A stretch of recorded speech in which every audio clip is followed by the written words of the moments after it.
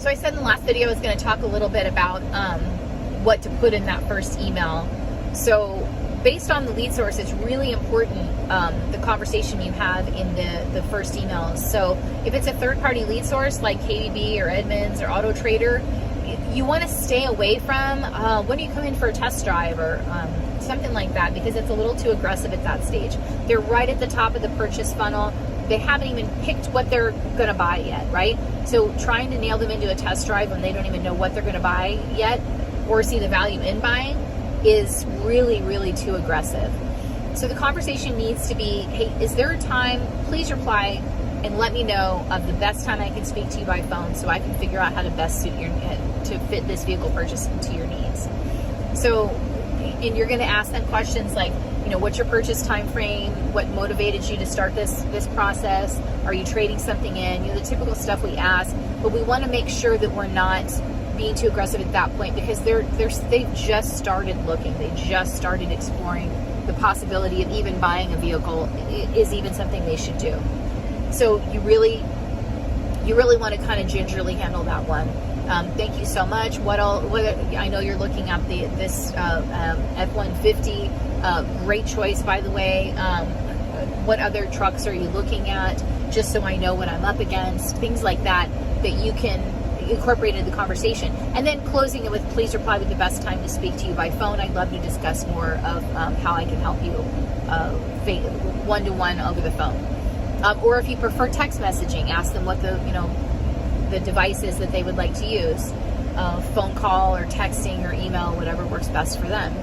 And then you really, as you move down the purchase funnel, then you get to the tier 1 sites, the Ford vehicles, or, the major websites. As you get through those, they want that particular brand. So they probably are a vehicle owner. They probably are, a Chrysler owner. If they went through the Chrysler America website to submit a lead to you, they're probably a Chrysler owner. Hey, what do you own right now? Oh, you have a Pacifica. That's fantastic. We're looking for that in our used car. Manager is looking for a Pacifica specifically. I know I have a customer myself for it. That's great. Have you gotten a trade-in evaluation? When did you do that? When was the last time you had an in-person evaluation of your vehicle? When would you like to set that up? So what are you looking to accomplish with this vehicle? Are you looking to replace it? Are you looking to add another vehicle to the vehicles you have?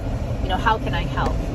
Because then you're really getting down to specifically what motivates them, what their buying motivators are, right? So you're trying to understand, you're looking at the Pacifica and the 300. Okay, great. So I'm going to have both those vehicles pulled up for you when you come in, and then we can just start discussing, which one fits your needs better, which one we want to test drive, and so on and so forth. And again, ask them, hey, when is the better time that I can speak to you by phone about this vehicle? Would you prefer that we speak by text messaging? How would you like to communicate?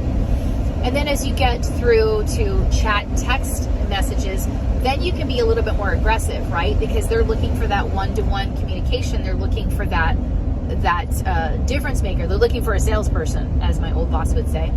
So show them a salesperson. So it sounds like you've done a lot of research, Mr. Customer. You're just asking, it's just a matter of pricing at this point. I tell you what, I do have some time today and a little bit tomorrow, because I really don't want you to have to wait for me. I'm happy to wait for you to come in. I don't want you to have to wait for me. So let's do this. Let's set you up. How does Friday sound? Friday, I have a 1:30 and a 3:30. You know what I mean? So you can be a little bit more aggressive, a little more assertive, actually, is probably a better word, with scheduling the appointment with someone who comes through via text or chat. So by tailoring your responses based on where they submitted their lead, you're really kind of coaxing them through the process to where it works out for both of you, right? You know where they stand based on where they submitted their lead in their purchase process, and they don't feel like they're being pressure, which that's the number one thing people hate about car dealerships is just, felt so pressured to buy a car, I just end up leaving because I couldn't handle the pressure. That's like the number one complaint that people have about car dealerships is just too much pressure. So let's back that off and apply pressure where it's absolutely successful in applying. And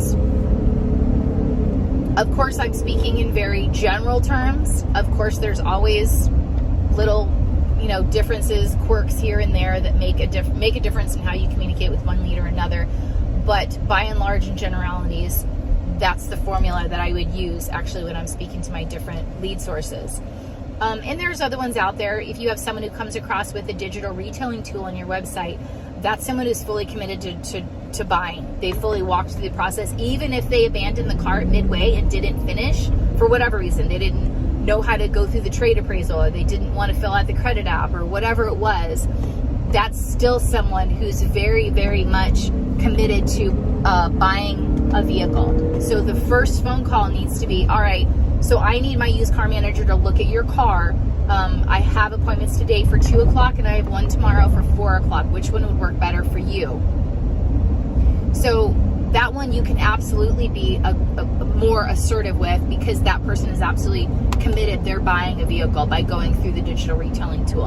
And we really need to address what the items were that they spoke about in the digital retailing tool. I see that a lot, where people are not speaking to what was loaded into the digital retailing tool.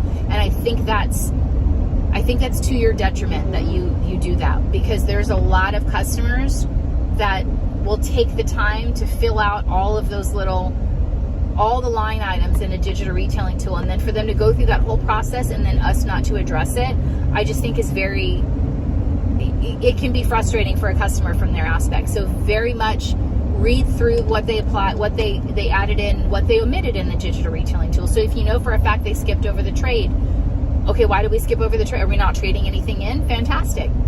We skipped over the credit application. We're paying cash? Fantastic.